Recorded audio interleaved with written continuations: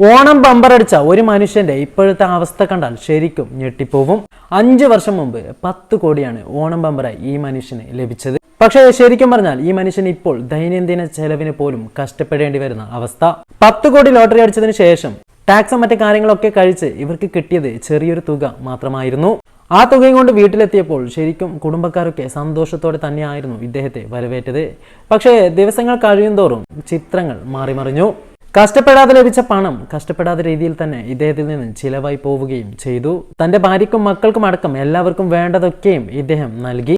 അവസാനം ഇദ്ദേഹത്തിന്റെ കയ്യിലുള്ള പണം മൊത്തം തീർന്നു എന്ന് മനസ്സിലാക്കിയപ്പോൾ കുടുംബക്കാർ മൊത്തം ഇദ്ദേഹത്തെ ഒഴിവാക്കി പോവുകയും ചെയ്തു. പിന്നീട് അവരുടെ വീടിനും മറ്റു ആവശ്യത്തിനും ഒക്കെയും വേണ്ടി ഈ മധ്യവയസ്കൻ നിൽക്കുന്ന വീടിന്റെ ജനലടക്കം പിഴുതെടുത്തോണ്ട് പോകുന്ന അവസ്ഥ. ശരിക്കും പറഞ്ഞാൽ ഭാഗ്യദേവത കടാക്ഷിച്ച ഇദ്ദേഹത്തെ പിന്നീട് ജീവിത ഭാഗ്യം കടാക്ഷിച്ചില്ല എന്നതാണ് യാഥാർത്ഥ്യം.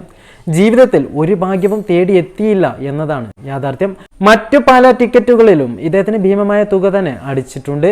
പക്ഷെ അതൊക്കെയും തന്നെ ഇദ്ദേഹത്തിന്റെ കയ്യിൽ നിന്നും ചിലവായി പോവുകയും അതിനുശേഷം ഒന്നുമില്ലാതാവുകയും ഇപ്പോൾ മറ്റുള്ളവരുടെ മുമ്പിൽ യാചിക്കേണ്ട അവസ്ഥയിലേക്ക് തന്നെ കാര്യങ്ങൾ പോവുകയും ചെയ്തു. ഒരുപക്ഷെ ലോട്ടറി അടിച്ച ഏകദേശം ആളുകളുടെയും അവസ്ഥ ഇത് തന്നെയാണ്. കഷ്ടപ്പെടാതെ ലഭിക്കുന്ന പൈസ ആയതുകൊണ്ട് തന്നെ ആ പൈസയിലും കണ്ടിട്ട് ഒരുപാട് പേർ അദ്ദേഹത്തെ തേടിയെത്തും. പല ആളുകൾക്കും സഹായം ചെയ്യാൻ അദ്ദേഹം ബാധ്യസ്ഥനാവുകയും ചെയ്യുന്നു. അതനുസരിച്ച് അദ്ദേഹം പലതരത്തിലും ആളുകൾക്ക് സഹായിച്ചെങ്കിലും അദ്ദേഹത്തിന്റെ പൈസ തീർന്നതിന് ശേഷം ആരും തന്നെ അയാളെ മൈൻഡ് ചെയ്യുന്നില്ല എന്നതാണ് കേരളത്തിലെ പല ലോട്ടറി അടിച്ച ആളുകളുടെയും പിന്നീടുള്ള അവസ്ഥ. അതിലുമുപരി ഈ ലോട്ടറി ഒരിക്കലെങ്കിലും അടിച്ച വ്യക്തി പിന്നീട് വീണ്ടും വീണ്ടും ഇതിനോട് തന്നെ ആർത്തി കാണിക്കുകയും ഒരുപാട് ലോട്ടറി ടിക്കറ്റുകൾ വാങ്ങിക്കൂട്ടുകയും ചെയ്യുന്നു. പക്ഷെ അതിലൊന്നും അടിക്കാതെ വരികയും എപ്പോഴെങ്കിലും എനിക്ക് തിരിച്ചടിക്കുമെന്ന രീതിയിൽ ഒരുപാട് പൈസ ഇതിലേക്ക് തന്നെ ചിലവഴിക്കുന്നു. അതിനവസാനം പൈസ തികയാതെ വരുമ്പോൾ മറ്റുള്ളവരോട് കടം വാങ്ങിക്കുകയും ഇരക്കുകയും ഒക്കെയും തന്നെ ചെയ്യേണ്ടി വരുന്നു.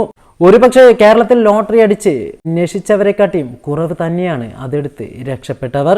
കാരണം ഈ ഒരു ഭ്രമത്തിൽ നിന്നും പിന്നീട് അവർക്ക് കരകയറാൻ സാധിക്കുന്നില്ല എന്നത് തന്നെയാണ് യാഥാർത്ഥ്യം.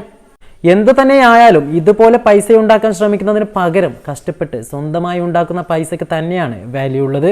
അതുകൊണ്ട് തന്നെ ഇതുപോലുള്ള ഭ്രമങ്ങളൊക്കെയും ഒഴിവാക്കി നമ്മളെ കൊണ്ട് സാധിക്കുന്ന രീതിയിൽ കഷ്ടപ്പെട്ടുകൊണ്ട് തന്നെ പണമുണ്ടാക്കാൻ ശ്രമിക്കുക.